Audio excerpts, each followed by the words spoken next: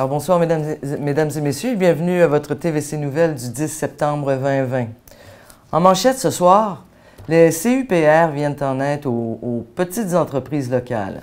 Travaux pour le traitement des eaux dans la cité de Clarence-Rocklin, une marche des femmes différente cette année, déménagement pour le Home Hardware de Bourget et un couple de Rocklin a célébré son 65e anniversaire de mariage.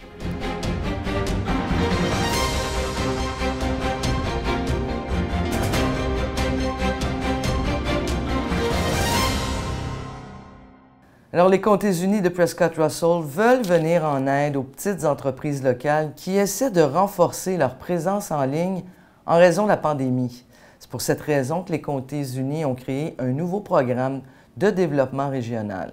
Le nouveau programme de subvention a été créé grâce à un partenariat entre les CUPR et les municipalités de la Nation et de Casselman, les cantons d'Alfred Plantagenet et de Russell, la cité de Clarence-Rocklin, la ville de Hawkesbury, le centre de services à l'emploi de Prescott Russell, l'association d'investissement industriel de Hawkesbury, il y en a beaucoup, la Caisse populaire, la Caisse des Jardins Ontario, la Commission de formation de l'Est de l'Ontario et la Société de développement communautaire de Prescott Russell.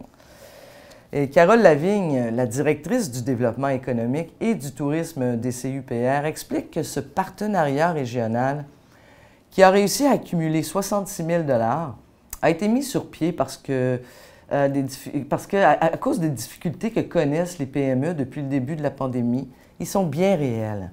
C'est spécifiquement ce que le programme, la raison pour laquelle le programme a été créé pour aider les propriétaires d'entreprises à adapter et à améliorer leur processus traditionnel de vente en ligne en y intégrant une solution de commerce électronique transactionnel.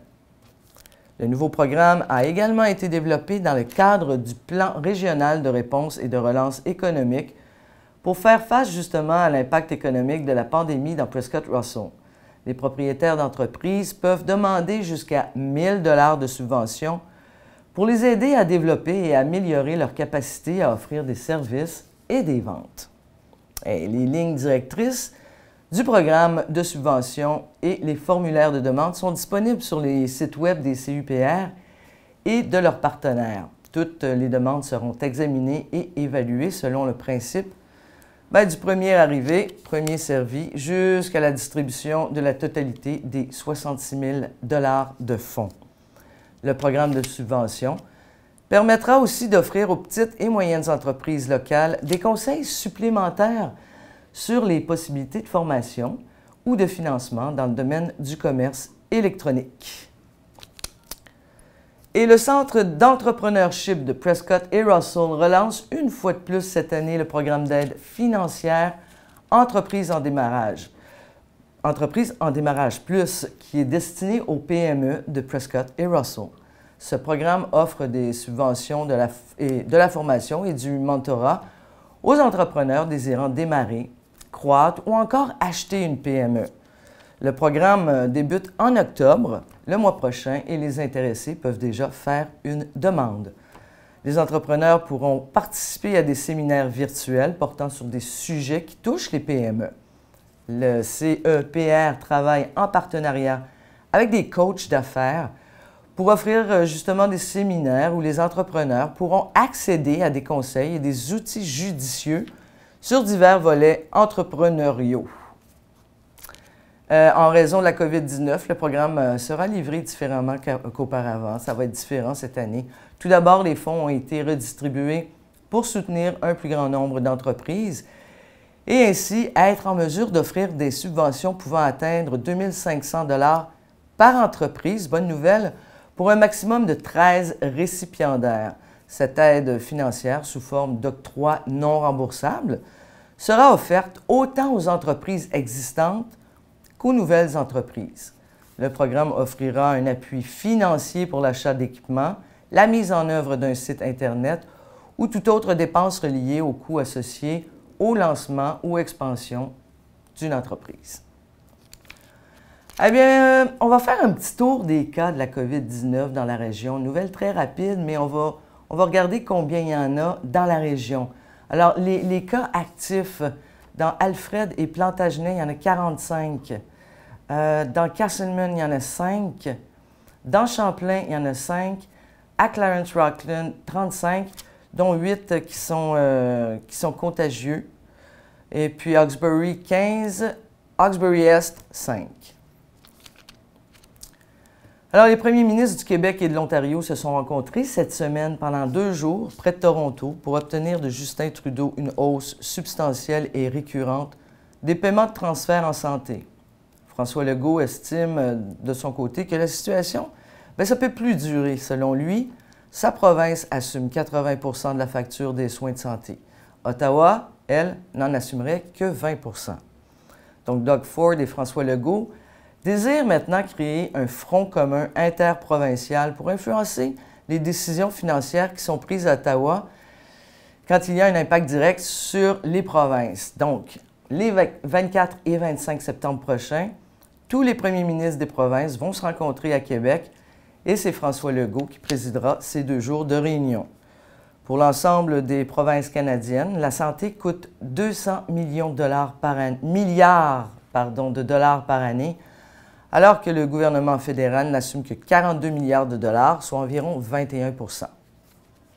Voilà pour ça. Eh bien, le stress, la peur et la dépression peuvent affecter beaucoup de monde et les jeunes ne sont pas à l'abri. Des organismes dans Prescott Russell sont justement là pour leur venir en aide.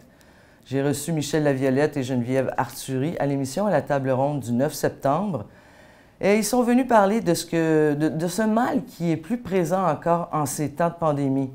On peut en écouter un extrait. C'est des défis du quotidien qui viennent, puis corrige-moi. Là, c'est des défis du quotidien aussi. C'est pas juste nécessairement. Tu sais, des fois, on pense à maladie mentale, on pense à quelqu'un qui a des problèmes psychiatriques. Mais il y a des défis du quotidien, que ça soit un deuil qui est plus difficile à surmonter ou que c'est un proche, puis on manque d'outils, que ça soit un défi dans une relation amoureuse, puis ça, peu importe l'âge. Fait que on en vit tous des défis, puis on a tout un réseau autour de nous, souvent pour aider des fois à surmonter ces défis-là. Certaines personnes ont moins d'outils dans leur réseau ou ont moins d'outils dans leur apprentissage de vie pour être capables de composer. Mais on parle de dépression? Pas nécessairement. Non, c'est ça. Je pense qu'il y a des étapes avant de se rendre là. Tu sais, des fois, on parle de déprime, on parle de stress, on parle d'anxiété, etc. Puis je pense que dépression, c'est une accumulation ou une difficulté à gérer tout ça en s'en allant. Puis à un moment donné, notre cerveau a un trop plein, juste plus capable de composer. Puis c'est là qu'on va tomber, pour moi, dans une phase plus de dépression, etc.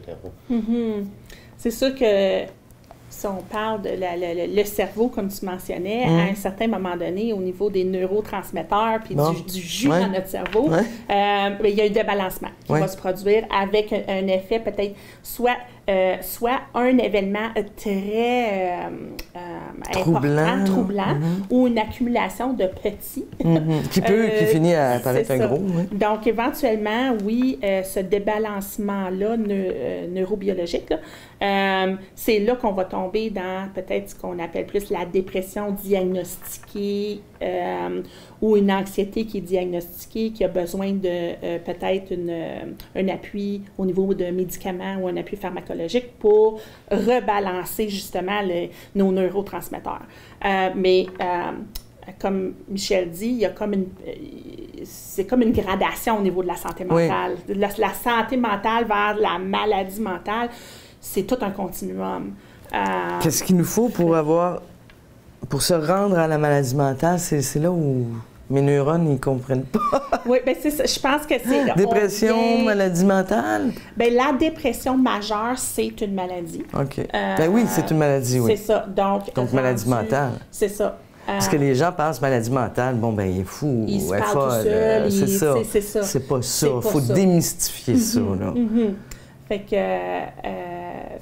que oui, à un certain moment donné, comme je disais, quand le débalancement il est trop important, là, nos outils de personnel, nos outils d'adaptation, nos coping, façon de coper, notre réseau social c'est plus assez pour comme remettre cet équilibre neurobiologique-là. Alors, qu'est-ce que vous faites alors à ce moment-là quand vous recevez quelqu'un? qui a besoin d'aide. Qu'est-ce que vous faites? C'est sûr qu'il y a une bonne évaluation est requise à ce moment-là. Et puis, dépendamment de le niveau, parce qu'il y a aussi des échelles, on passe des questionnaires qui vont nous aider à établir la sévérité des symptômes. Et la Cité de Clarence-Rocklin procède en ce moment à une mise à jour majeure de l'usine de traitement des eaux usées sur la rue industrielle à Rocklin et à la station de pompage numéro 1 sur le chemin de comté 17. Le projet, d'une valeur de 22 millions de dollars, comprend entre autres l'installation d'un grillage préliminaire pour l'usine de traitement des eaux usées. Le but de ces travaux est de réduire les odeurs et permettre le traitement adéquat des eaux usées avant leur rejet dans la rivière des Outaouais. La modernisation de la station de pompage numéro 1 et le jumelage de la conduite d'évacuation des eaux usées avec l'usine permettront à la Cité de poursuivre sa croissance. Guy Desjardins, maire de Clarence-Rocklin, a précisé dans un communiqué de presse que ces travaux réduiront l'émanation d'odeurs en provenance de l'usine et amélioreront la qualité de vie des commerçants et résidents à proximité. La rue industrielle reste donc fermée en raison du mouvement de machinerie lourde dans une zone restreinte et restera fermée jusqu'au début de l'année prochaine. Un détour sur la rue de la Berge a été mis en place, mais l'équipe de construction examine en ce moment des pistes de solutions pour ouvrir la rue plus tôt. Les travaux ont commencé le 23 mars 2020 et doivent se poursuivre jusqu'au début 2022. Et le Bureau de santé de l'Est de l'Ontario avise le public que des proliférations d'algues potentiellement toxiques qu'on appelle cyanobactéries, aussi appelées algues bleues, ont été signalées dans les lacs et rivières de la région. Le BSEO conseille plutôt aux personnes qui utilisent l'eau de surface à des fins récréatives ou de consommation de se familiariser avec ces algues qui peuvent être nocives afin de prendre des décisions avisées quand vient le temps d'éviter le contact avec l'eau. Les algues bleues sont présentes naturellement partout dans le monde et se développent dans des eaux habituellement peu profondes, chaudes et tranquilles, qui reçoivent beaucoup de soleil, on en a eu beaucoup cet été du soleil, et qui sont riches en phosphore et en azote. Les déchets humains et animaux contenant ces agents chimiques peuvent contaminer l'eau et amplifier la prolifération des algues bleues. Certaines espèces de cyanobactéries produisent des toxines qui sont nocives pour les humains et les animaux. Les toxines peuvent irriter la peau et causer la diarrhée et des vomissements quand elles sont ingérées. Alors, à des niveaux suffisamment élevés, incluant une exposition à long terme, les toxines peuvent endommager le foie et le système nerveux. Alors, le BSEO encourage les personnes qui utilisent les lacs et les rivières à surveiller les efflorescences d'algues. Une prolifération d'algues bleues denses donne un aspect soupe au pois à l'eau, qui ça peut paraître bizarre, mais qui peut sembler prendre des teintes de bleu, bleu-vert, jaune, brun ou encore rouge. Lorsqu'une efflorescence est très grande, les algues peuvent former des amas qui semblent très solides. Une efflorescence nouvelle a souvent une odeur de pelouse fraîchement tondue. Alors, il faut se méfier. Les efflorescences plus vieilles ont une odeur, elles, d'ordure en décomposition. C'est facile à sentir, ça. Alors, à l'occasion de l'événement La rue, la nuit, Femmes sans peur, le Centre Nova Calax francophone de Prescott-Russell souligne l'importance de lutter contre les agressions à caractère sexuel dont sont victimes les femmes et les filles. Et c'est le 16 septembre que l'événement aura lieu à 19h15. Mais avec la COVID-19, le comité organisateur de la Marche des femmes 2020 a décidé de présenter un nouveau format. Les organisatrices proposent aux femmes et aux filles, même aux hommes, de Prescott-Russell de marcher dans leur rue, dans leur quartier, seules ou en groupe, avec les groupes qu'elles ont formés afin de maintenir la distanciation physique requise par la santé publique. Cette marche est une invitation à se réapproprier l'espace public la nuit. Mais ça, c'est afin de contester contre la violence, Dieu sait qu'il y en a beaucoup, la peur, le sexisme et l'exploitation sexuelle dont les femmes sont trop souvent victimes.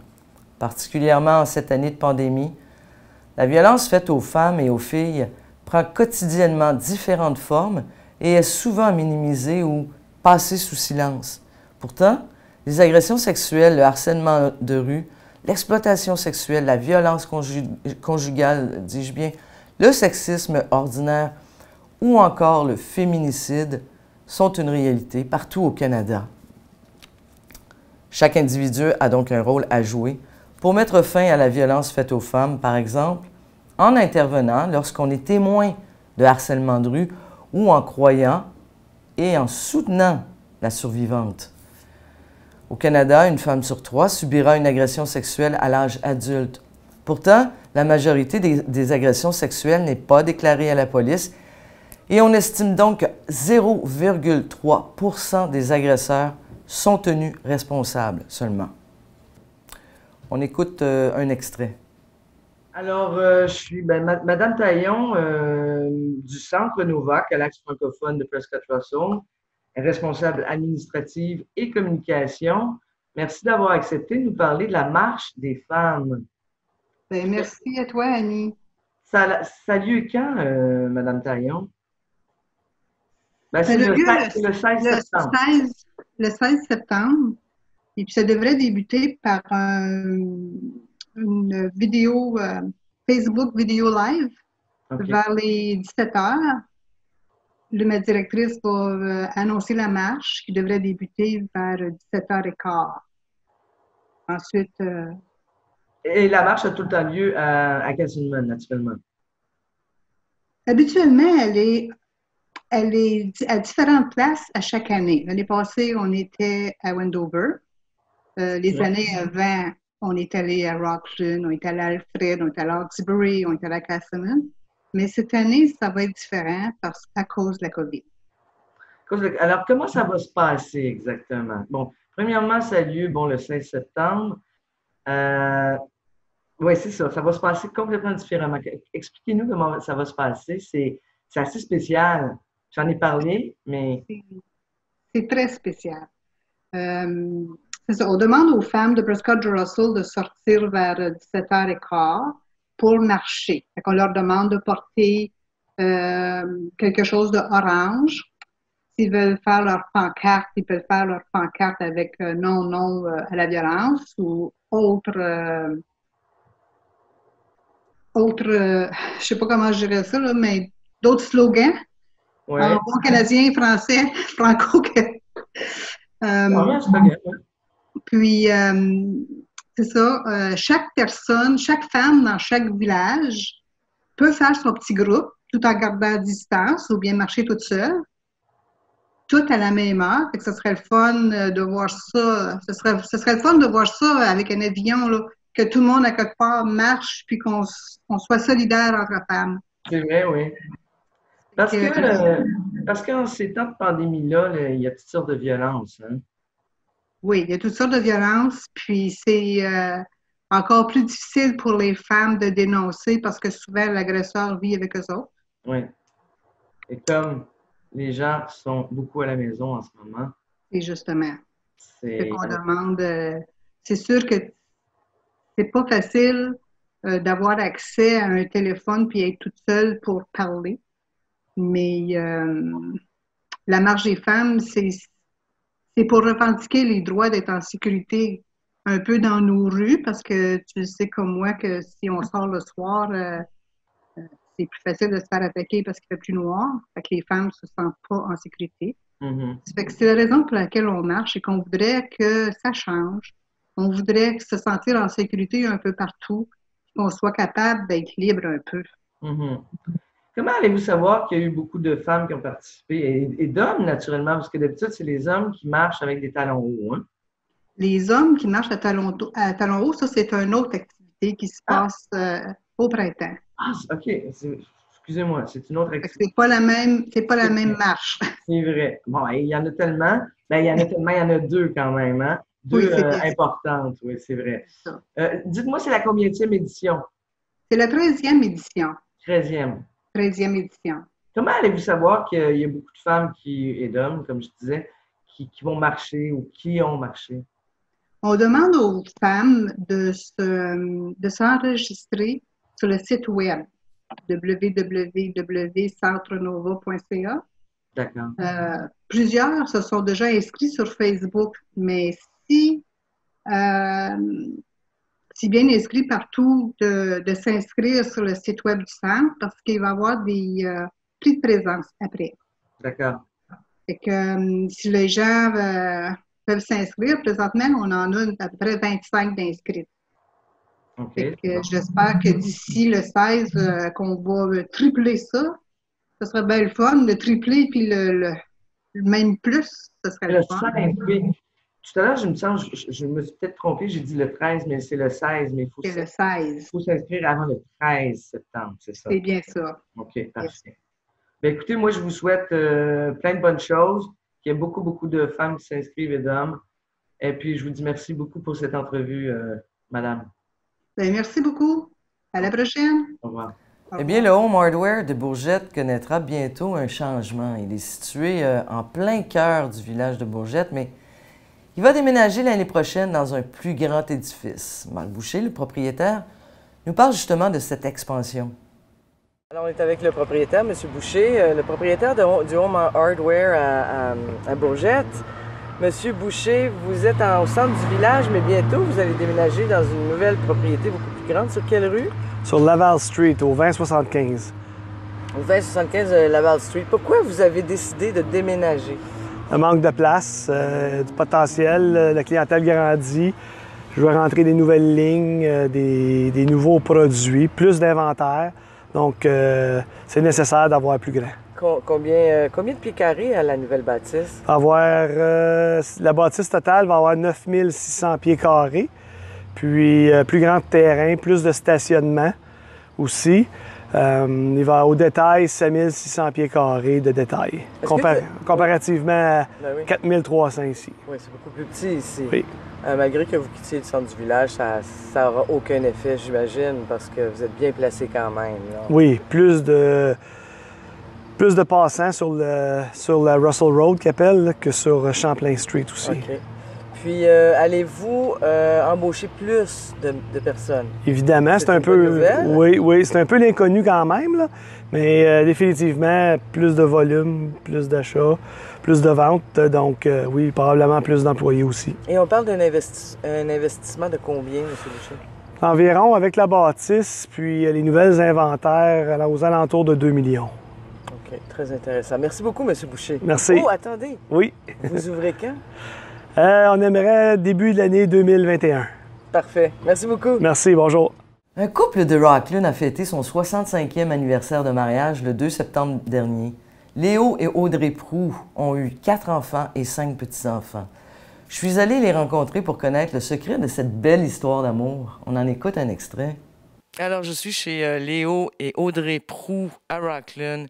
Le couple a fêté la semaine dernière son 60e anniversaire de mariage. Et non 65, 60 ans, c'est quand même pas mal. Alors, hi, bonjour, monsieur et madame Proux, 60 ans de mariage, 60 years. How did you do that? Comment avez-vous fait ça? Well, I guess with a lot of tolerance. Ah oui, avec beaucoup de tolérance. Yes, and patience. Et de la patience. Yes, and love, I guess. So. Beaucoup de tolérance, beaucoup de patience et de l'amour. Et vous, Léo? Il faut que je dise qu'elle a un sens de humour. Ah oui, elle a un sens de l'humour. Elle a l'air avec ses petits yeux, là. Elle se passe, mais ça reste pas. I never even thought of that. No. I never thought that I didn't realize I had a sense of humor, but... Ah oui? Ah, elle n'avait pas réalisé qu'elle avait un sens de l'humour, mais quand on regarde ses yeux, ils sont souriants. She has cute eyes. Laughing eyes. Et puis, are you from Rockland? Êtes-vous de Rockland? No, I'm from Buckingham. Okay. Et puis moi, c'est Timmins, Ontario. Timmins, Ontario. Comment avez-vous fait pour vous rencontrer? How did you two met? Well, I have to say, we met at the Windsor Hotel in Buckingham. OK.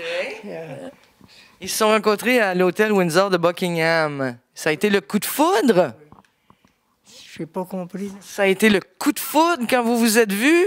Oh, oui. Quand je l'ai vu, c'était un Halloween party. Et puis, j'ai vu elle était habillée comme une Française avec la trame et des belles lèvres rouges. Mais je n'ai pas pu y parler parce qu'il y avait trop de monde. Elle a disparu. When he saw her, it was Halloween party, but he couldn't, and she was well dressed, and but he couldn't talk to her because there was too many people. Vous l'avez-vous remarqué? Did you see him? No, there were just too many people. So, Léo, comment avez-vous fait? How did you do? Plusieurs années après, a sorti son costume chez eux. Je l'avais rencontré une autre fois. Là, j'ai venu à bout d'y parler. Mais éventuellement, je ne sais pas si on était mariés ou pas mariés. J'ai vu le costume. J'ai dit, that's the girl I was looking for. Ah, OK. Quand il a... Yes. I got out I think we were married, and I got out my costume. And he said, well, you're the girl that I was looking for. That's many cute. Years ago, many years prior. Yeah. And when did you arrive in Rockland? Oh, Quand êtes-vous arrivé à Rockland? 1980. 1980, when Rainy Levesque didn't want us there anymore, so okay. Yeah. Ils sont arrivés en 1980 parce que ils étaient au Québec. Et they were in Québec. C'était René Lévesque qui mettait tout en français, c'est ça.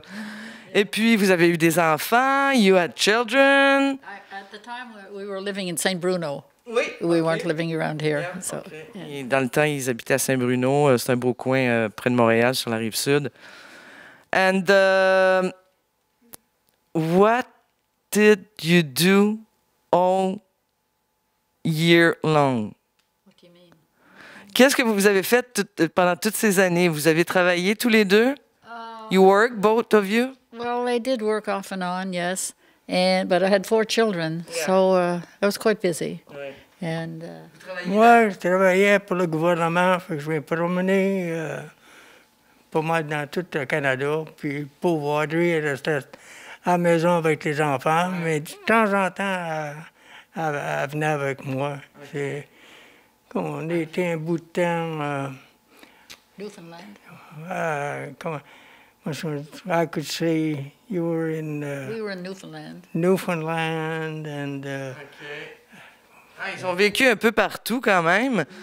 Qu'est-ce que vous diriez aux gens là, qui vous regardent? What would you say to the people who are watching you, who are looking at you, about marriage and love? What is the... You told me before, vous m'avez dit au début, c'était quoi un peu le secret, mais qu'est-ce que vous diriez aux jeunes aujourd'hui? What would you say to the youngest? I don't know if I have any advice because what worked for us may not work for anybody else. So I don't know. I don't know. No, I don't really. And love is always there today. L'amour est toujours là? Yeah. Yes. I can't think of anybody else, I suppose, mais je sais qu'il n'y a pas personne qui a fait autant pour moi qu'elle. I know she cares. Yes. Ses yeux, et puis elle a fait tout pour moi. He said she always did everything for him.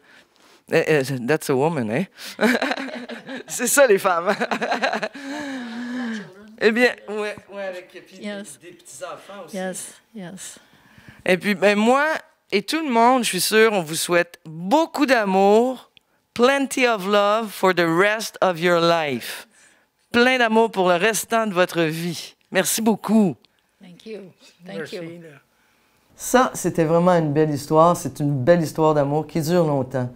Alors, moi aussi, je vous souhaite plein d'amour, mesdames et messieurs, et je vous dis à la semaine prochaine pour un autre TVC Nouvelles. Au revoir.